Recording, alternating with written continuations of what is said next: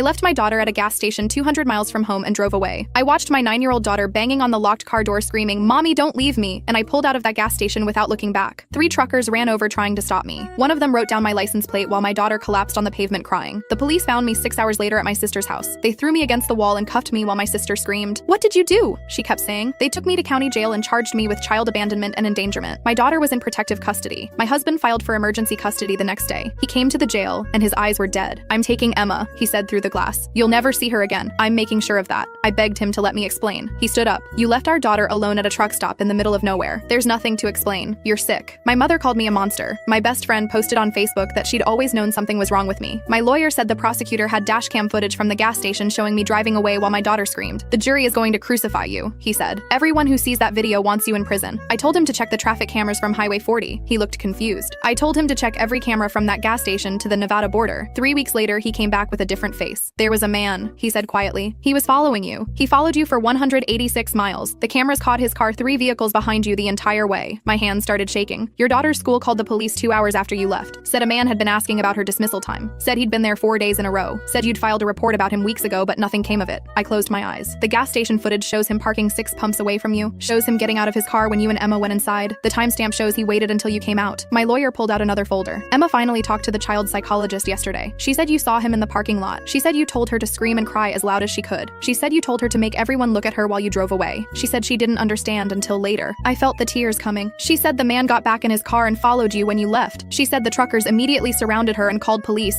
She said you drew him away from her." My lawyer's voice cracked. "The police picked him up 40 miles from the Nevada border. He had duct tape in his trunk. He had rope. He had your address. He had photos of Emma. He'd been planning it for 2 months." I wiped my face. I couldn't call 911 with him watching. I couldn't protect her with him right there. I had 3 seconds to decide between driving away with my daughter and leading him straight to us, or making her the center of attention with witnesses everywhere and drawing him away from her. My lawyer closed his folder. "She said you saved her life. She said she understands now why you left." I stared at the wall. I chose being called a monster over letting him take my daughter. I'd make the same choice again. They dropped all charges 8 days later. My daughter still wakes up crying sometimes asking why I left her. I tell her the truth every time. I didn't leave her. I led the monster away from her.